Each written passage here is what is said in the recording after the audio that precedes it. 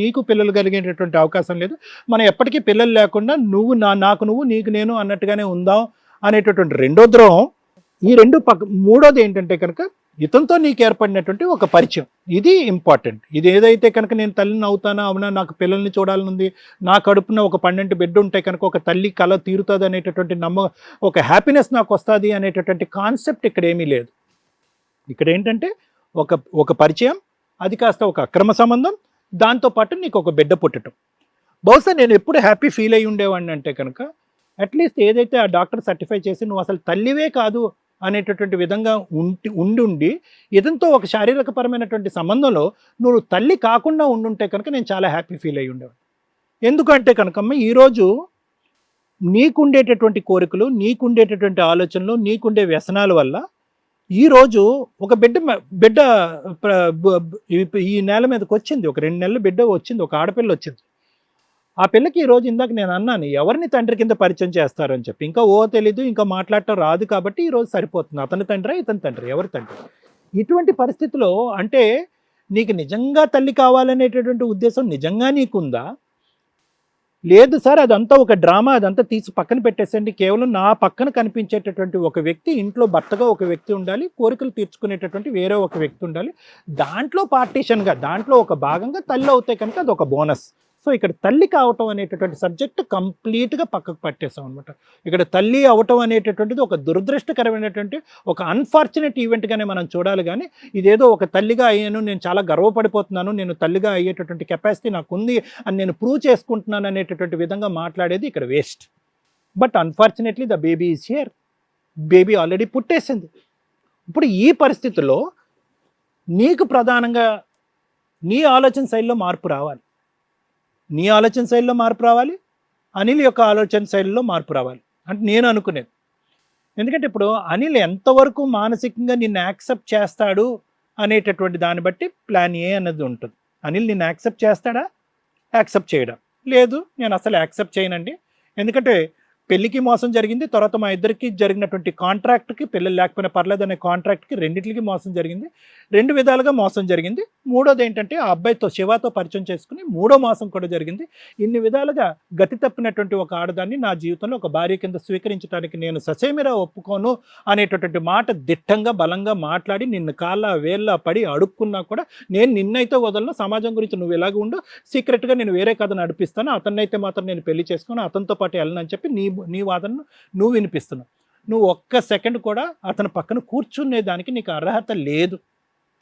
110% నీకు అర్హత లేదు. అది ఫస్ట్ ఆఫ్ ఆల్ నువ్వు అండర్స్టాండ్ చేసుకో. నెంబర్ 1. నెంబర్ 2, ఆ అమ్మాయికి పెళ్లి చేసేస్తే కనుక నాకు ఆ అమ్మాయి దూరం అయిపోద్ది అనేటటువంటి ఇండైరెక్ట్గా అనిల్ అడిగేటటువంటి దానికి అవకాశం లేదు, అవసరం కూడా లేదు. ఎందుకంటే స్ట్రైట్ ఫార్వర్డ్ థింగ్. ఎప్పుడైతే కనుక ఈ మ్యారేజ్లో నువ్వు పక్కతో పట్టి మోసం చేసావో ఆటోమేటిక్గా దట్ కమ్స్ అండర్ చీటింగ్. కాబట్టి నువ్వు నీ దారి నువ్వు ఆటోమేటిక్గా తెగిపోతుంది. ఈ బంధం నిలిచేటటువంటి బంధం కూడా కాదు. సో అనిల్, నువ్వు ఇక్కడ కోరుకోవాల్సింది ఏంటంటే, నువ్వు ఎంత అమాయకుడు అనేది నాకు ఇప్పుడు అర్థమవుతుంది. ఇక్కడ కోరుకోవాల్సింది ఏంటంటే I don't want this girl అనేటటువంటిది ఒక్కటే ఇక్కడ కావాల్సినటువంటి agenda. You don't have to look after her welfare. అతనితో పాటు గర్భవతి అయింది, అతనితో పాటు బిడ్డను కంది కాబట్టి అతనితో పాటు ఉండాలి అనేటటువంటిది నీ రిక్వెస్ట్ అక్కర్లేదు. వాళ్ళు చావు ఎలా చేస్తారు, వాళ్ళ జీవితాలు ఎలా పోతాయి, ఎలా నాశనం అవుతుంది అనేటటువంటిది వాళ్ళు రాసుకునేటటువంటి దారి బట్టి, వాళ్ళు గీసుకున్న గీత బట్టి అది ఆధారపడి ఉంటుంది. So it is straight forward. కాబట్టి నువ్వు అది శివ ఒక్కసారి ఆలోచించుకోనన్నా, నీ వరకు వస్తాను. ఆ అమ్మాయి ఒక వ్యక్తిని పెళ్లి చేసుకున్న తర్వాత పిల్లలు పుట్టరు అనేటటువంటి ఆలోచనతో ఉన్న తర్వాత పర్వాలేదు అన్నట్టుగా అతను మోసం చేసింది. ఏం పర్వాలేదు అని ఒక మోసం చేసింది. ఎన్ని మోసాలు చేసి నీ దగ్గరికి వచ్చింది కాబట్టి నువ్వు 4వ వ్యక్తి అవ్వదా? నీతో పాటు ఒక 4వ వ్యక్తి అంటే కనుక 3 సార్లు అక్కడ మోసం చేసింది, నీ దగ్గరికి వచ్చింది. నీ దగ్గరకు వచ్చినటువంటి వ్యక్తి నిన్ను ఎంతకాలం అంటే పెద్దల సమక్షంలో చాలా ఇష్టపూర్వకంగా పెళ్లి చేసుకుని పిల్లలు లేకపోయినా పర్లేదు నీతో పాటే ప్రయాణం చేస్తాననేటటువంటి వ్యక్తి ఈరోజు కేవలం ఇన్స్టాగ్రామ్లో పరిచయం అయ్యి నేను గర్భవతి అవుతానా లేదా అనేటటువంటిది ఒక టెస్ట్ గురించి నిన్ను వాడుకునేటటువంటి విధంగా నీ దగ్గరకు వచ్చి ఒక ప్రేమ అనేటటువంటి ఒక కట్టుకథ అల్లి ఈరోజు నీతో పాటు జర్నీ మొదలుపెట్టి ఇది నిలుస్తుందా, ఉంటుందా అనేది ఒక్కసారి నువ్వు ఆలోచించుకో. ఎందుకంటే నువ్వు ఒక్కడు ఇక్కడ విత్డ్రా అయిపోతే కనుక వాళ్ళిద్దరి సంగతి ఏంటి అన్నది చూడొచ్చు. లేదు సార్ నాకు ఆ అమ్మాయి కావాలి అనుకుంటే కనుక అతను రాస్తా చాలా ఈజీ. ఎందుకంటే మీరిద్దరికి పోవచ్చు, మీ బిడ్డకి నువ్వే తండ్రి అని చెప్పుకోవచ్చు, తల్లి అని చెప్పుకోవచ్చు, మీ ఇద్దరు ఇది. కానీ ఇక్కడ నువ్వు గెలుస్తున్నావా, ఓడిపోతున్నావా? ఇది ఫస్ట్ అర్థం చేసుకో.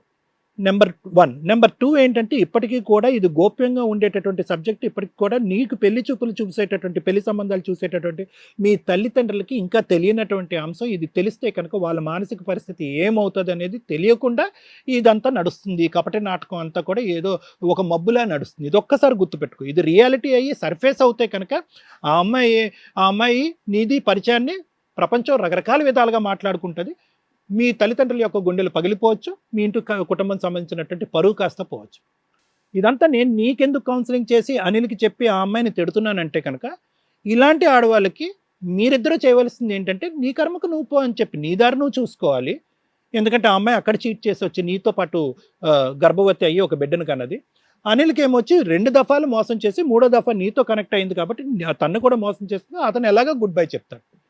ఎవరికి వాళ్ళు గుడ్ బై చెప్తే కనుక అప్పుడు ఆ అమ్మాయి పరిస్థితి ఏంటి, ఆ అమ్మాయి భవిష్యత్తు ఏంటి, ఆలోచన ఏంటి, ఆ బిడ్డను ఎలా పెంచుతుంది అనేది ఆ అమ్మాయికి ఒక అవగాహన వస్తుంది. Ball is in your court. ఆ విధంగా పక్కదో పట్టి అందరినీ నలుగురిని మోసం చేసి నీ ఇన్స్టాగ్రామ్లో పరిచయం అయ్యి నీతో పాటు అడ్డదావిలో వచ్చి నువ్వు ఆ అమ్మాయి ఇంటికి వెళ్ళి ఆ అమ్మాయితో పాటు సెక్షువల్గా కలిసి గర్భవతి చేసి ఒక బిడ్డను కనేటటువంటి ఒక ఆడపిల్ల రేపొద్దున నీతో పాటు ఇదే పద్ధతిలో కంటిన్యూ అవుతుందా, లేదంటే ఇంకో ఇన్స్టాగ్రామ్ పరిచయం వల్ల ఇంకో చోటకు వెళ్తుందా అనేది నీ భవిష్యత్తు గురించి ఆలోచించుకోవాల్సినటువంటి బాధ్యత నీ నెత్తి మీద ఉంది. ఎందుకంటే మీ కుటుంబానికి సంబంధించినటువంటి పరువు, మీ తల్లిదండ్రుల యొక్క భవిష్యత్తు కూడా నీ మీద ఆధారపడింది. సో నా డెసిషన్ ఏంటంటే కనుక, ఆ అమ్మాయి చేసినటువంటి తప్పుకి, ఆ అమ్మాయి ఏదో ఒక తల్లి కావాలనేటటువంటి కోరికతో నేను గర్భవతి అయ్యి ఒక బిడ్డను కన్నాను అనేటటువంటి కాన్సెప్ట్ నేను నమ్మను. కేవలం ఇది ఒక శారీరకపరమైనటువంటి కోరికతో పక్కదో పట్టింది కాబట్టి అక్కడ మోసం చేసింది. రేపొద్దున నువ్వు కూడా మోసపోతున్నావు కాబట్టి మీరిద్దరూ కలిసిగట్టుగా ఆ అమ్మాయిని డిజైడ్ చేసి నీ దారి నీదే అనేటటువంటి విధంగా వెళ్తే కనుక నెక్స్ట్ ఏంటి అనేది మనం ఆలోచించవచ్చు. Thank you sir. Madam, madam, ఈ కేసులో చాలా సీరియస్గా చెప్పాల్సిన పాయింట్ ఏదైనా ఉందంటే అక్రమ సంబంధాల గురించే. ఈ రోజున ఈ స్టేజ్ మీద అందరం వేలెత్తి చూపించింది ఎవరిని అంటే అమ్మాయిని. ఎందుకు స్త్రీలు జాగ్రత్త పడండి అంటే, జెంట్స్ వచ్చి ఎంజాయ్ చేసి వెళ్ళిపోతే దాని యొక్క పర్యవసానాలు ఫేస్ చేస్తున్న వ్యక్తి స్త్రీ. అందుకని జాగ్రత్త పడండి అంటాం కానీ అమ్మాయిని ఏదో నొక్కేయాలన్న ఉద్దేశంతో కాదు. ఈ రోజున మనం ఒక సోషల్ మీడియా బయటికి ఇట్లా ఓపెన్ చేసి చూస్తే ఎన్ని రకాల అక్రమ సంబంధాలు బయటపడుతున్నాయో. ఎవ్వరు కూడా అక్రమ సంబంధాలు పెట్టుకున్నవాడు సుఖపడినట్టు చరిత్రలో లేదు. దయచేసి ఇది అర్థం చేసుకోండి. అందులోనూ పెళ్ళిళ్ళు అయిన వాళ్ళు చాలా జాగ్రత్త పడాలి. పెళ్లి కావాల్సిన వాళ్ళు ఇంకా జాగ్రత్త పడాలి. అది వదిలేసి మగాడిని కదా అక్రమ సంబంధాలు పెట్టుకుంటాను, ఆడదాన్ని కదా అక్రమ సంబంధాలు పెట్టుకుంటానంటే సమాజం సర్వనాశనం ఎలాగో అయిపోతుంది. మీరు చేస్తున్న చెత్త పనుల వల్ల మీ పార్ట్నర్స్ ఇబ్బంది పడుతున్నారు, మీ ఫ్యామిలీ మెంబర్స్ ఇబ్బంది పడుతున్నారు. ఇక్కడ ఆవిడ చేసినా తప్పే, నువ్వు చేసినా తప్పే. ఇద్దరు వదిలేయండి అంటే కుదరదు. ఇద్దరికి ఉండే పనిష్మెంట్, లీగాలిటీ నేను చెప్తాను ఇక్కడ. అర్థమవుతుందా? ఇక ఈయన వచ్చిన భర్త నిజంగా ఇలాంటి భర్తలను కొంత ఈ మధ్య సొసైటీలో మనం చూస్తున్నామండి. టూ టైప్స్ ఆఫ్ హస్బెండ్స్ ఉంటారు నాన్న. ఒకటి, అస్సలు నేను ఎన్ని తప్పులు చేసినా పర్వాలేదు, మా ఆవిడ మాత్రం పతివ్రత లాగానే ఉండాలి, ఒకవేళ అమ్మాయి తప్పు చేస్తే లీగల్గా డైవర్స్. ఈ ట్రెండ్ ఇప్పటిదాకా నడిచిందండి. రీసెంట్గా కొన్ని కేసుల్లో కానీ కొంతమంది అసలు మన ఈ మధ్య ఒక రీసెంట్ సెన్సేషనల్ వీడియో ఒకటి చూసాను. ఒక అక్రమ సంబంధానికి సంబంధించి సెలబ్రిటీలది యూట్యూబ్లో అంతా బద్దలైపోతున్నాయి వాళ్ళ అక్రమ సంబంధాల గురించి. 1 కాదు 2 కాదు, ఎన్నో కేసులు. ఎవరి చరిత్ర తీస్తున్నా అక్రమ సంబంధాలే. ఫైనల్గా ఏంటంటే అక్రమ సంబంధాలు పెట్టుకుంటే కోర్టుల చుట్టూ తిరగడానికి కొంత టైం పట్టొచ్చేమో కానీ పరువులు పోవడానికి పెద్దగా టైం పట్టట్ల. ఈ తప్పు చేసిన వాళ్ళు ఎవరైనా ఇమ్మీడియట్ పనిష్మెంట్లే పడుతున్నారు. కాబట్టి అక్రమ సంబంధాలకు వెళ్ళి టెంపరీ ఎంజాయ్మెంట్లతో ఎంజాయ్ చేసి పర్మనెంట్ పనిష్మెంట్లు పడటం కంటే ఆ టెంపరీ ఎంజాయ్మెంట్లకి పుని స్టెప్ పెట్టండి దయచేసి. 2 టైప్స్ ఆఫ్ హస్బెండ్స్ ఎందుకు ఇప్పుడు కొత్తగా తయారయ్యారంటే, ఒకప్పుడు జెంట్స్కి ఉండే సహజ లక్షణం వైఫ్ అనేది పర్ఫెక్ట్గా ఉండాలి. అది ఎక్కడైనా కానీ వైఫ్ పర్ఫెక్ట్గానే ఉండాలి, హస్బెండ్ పర్ఫెక్ట్గానే ఉండాలి. కానీ వైఫ్ మిస్టేక్ చేస్తే అటువంటి అమ్మాయిని యాక్సెప్ట్ చేసే ట్రెండ్ అస్సలు ఉండేది కాదు. ఇంకా ఆవిడ సూసైడ్ చేసుకోవాలా, లేకపోతే ఇండివిజువల్గా బతకాలి, లేదా అట్లాంటి వాళ్ళ దగ్గరికి వెళ్ళి ఏదో సెకండ్ వైఫ్ల కిందో కీప్ల కిందో ఇలా ఉండడం అనేది నడిచింది. ఇప్పుడు కొత్త ట్రెండ్ ఏంటంటే, మా ఆవిడని మేము నమ్ముతున్నామండి, మేము ఉన్నంత వరకు మేము హ్యాపీగానే ఉంటాము, మా ఆవిడ ఏ తప్పు చేసినా పర్లేదు, ఎందుకంటే అంతకుముందు ఆల్రెడీ వీళ్ళకి పిల్లలు పుట్టుంటారు కాబట్టి వాళ్ళ లైఫ్ ఎందుకు కోట్ల చుట్టూ మేము ఎందుకు తిరగడం, వాళ్ళ లైఫ్ ఎందుకు స్పాయిల్ చేయడం అన్న ఉద్దేశంతో ఒక 1% ఈ మధ్య తయారవుతున్నారు. ఇలాంటి వైఫ్లను కూడా ఎంటర్టైన్ చేసి, అది వాళ్ళ పర్సనల్ విషయం. ఇక్కడ మనల్ని నమ్ముకుని ఒక వ్యక్తి వచ్చాడు. ఏమని, మేడం మా ఆవిడ, నాకు పిల్లలు లేరు కానీ మా ఆవిడకి పిల్లలు ఉన్నారు. సో ఇది ఆల్రెడీ అమ్మాయి యాక్సెప్ట్ చేస్తుంది. ఆ వ్యక్తిని కూడా మేము మీకు ఇన్ఫార్మ్ చేసాము, తీసుకొచ్చారు. అతనికైనా ఇచ్చి పెళ్లి చేయండి, అతను పెళ్లి చేసుకొని అంటున్నాడు. 2 మన దగ్గరకు వచ్చింది. 1, నేను అమ్మాయితో ఎంటర్టైన్ అవ్వను, నాకు లీగల్గా విడిపించండి. అదేంటమ్మా ఇంటి దగ్గర మాట్లాడుకోవచ్చు, లేకపోతే డైవర్స్ కేసు వేసుకోవచ్చు కదా అంటే, కోర్టుల చుట్టూ తిరగడం 1. 2, అమ్మాయికి వేరే ఇల్లు లేదు. ఇప్పుడు వాళ్ళ ఇంట్లో ఉంటే పుట్టింట్లో ఉండాలి. 2, అబ్బాయి దగ్గర ఉండాలి. ఇతను యాక్సెప్ట్ చేయడానికి రెడీగా లేడు. ప్రెజెంట్ డెలివరీ కోసం వాళ్ళ ఇంట్లో ఉంది కాబట్టి ఈయన మన దగ్గరికి తీసుకొచ్చాడు. ఎందుకు అంటే పంపిస్తే అతనికి ఇచ్చి పెళ్లి చేసి. హిట్ టీవీ యాప్, ఇందులో short news, live news, entertainment shows, movies, digital magazines తో పాటు మీ జిల్లా వార్తలను కూడా ఫ్రీగా చూడొచ్చు. అంతేకాదు కేజీ నుంచి పీజీ వరకు విద్యార్థులకు స్కాలర్షిప్ కూడా అందిస్తున్నాం. ప్రతి వారం 10 మందికి లక్కీ డ్రా ద్వారా ఒక్కొక్కరికి 10,000 రూపాయలు అందిస్తున్నాం. ఇంకెందుకు ఆలస్యం, వెంటనే హిట్ టీవీ యాప్ ని డౌన్లోడ్ చేసుకుని ఫ్రీగా ఎంటర్టైన్మెంట్ పొందండి. Hit TV app. Hit TV app. Please download hit TV app. Hit TV యాప్ని ఫ్రీగా డౌన్లోడ్ చేసుకొని ఎంజాయ్ చేయండి. మీకు నచ్చిన ఎంటర్టైన్మెంట్ కోసం హిట్ టీవీ యాప్ ని ఫ్రీగా డౌన్లోడ్ చేసుకొని ఎంజాయ్ చేయండి. హిట్ టీవీ యాప్ని డౌన్లోడ్ చేసుకుని ఆస్వాదించండి, ఆశీర్వదించండి. ఇంతమంది సెలబ్రిటీలు హిట్ టీవీ యాప్ ని డౌన్లోడ్ చేసుకోండి అని చెప్తున్నారంటే ఎంత మంచి యాప్ ఆలోచించండి.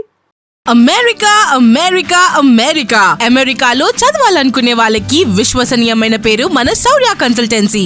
UK లో 1 year masters. UK లో 1 year masters. 2 years work permit up to 5 years visa. Contact Saurya Consultancy. Contact 89851 89851.